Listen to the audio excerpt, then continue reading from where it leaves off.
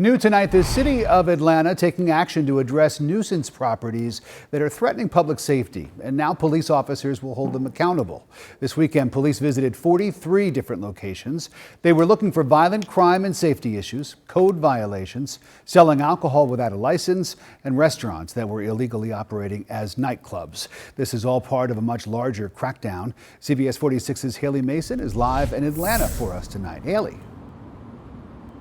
Rick, there is a new city ordinance that's about to be on the books that will crack down on violent clubs that are like a nuisance. I talked to one resident who says he's tired of a local club that's been violating city ordinance. He says it's turned violent, so much so that one party goer pulled a gun on his neighbor because she wouldn't let him park in her lawn to go party.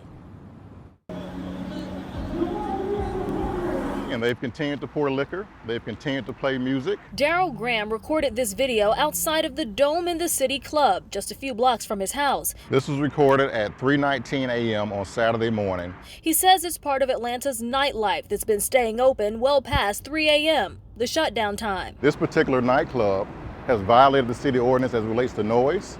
They violated the city ordinance as it relates to staying open beyond 3 a.m. Graham tells us it's a problem for him and his neighbors in the Vine City Civic Association. We've reached out to the owners via their website, their office address, their phone numbers. We have not heard back from them. According to Atlanta City Code, a commercial business cannot emit noises that can be heard more than 300 feet away up until midnight. After midnight, the noise limit drops to 100 feet from residents. I live 3,000 feet away, and I can hear the noise as if it was right outside my door. And so can my neighbors. Atlanta City Council member Amir Faroqi just passed new city legislation to begin shutting down clubs who were fostering violent crime. One thing we notice is a good bit of a violent crime we're seeing in the city, particularly gunfire, is happening outside of problematic nightclubs. His ordinance will allow Atlanta police to cite clubs that have repeated violent incidents and ultimately have their liquor licenses taken. So they can say, look, over the last 6 months, we've had 3 violent incidences, either in the club or right outside the club.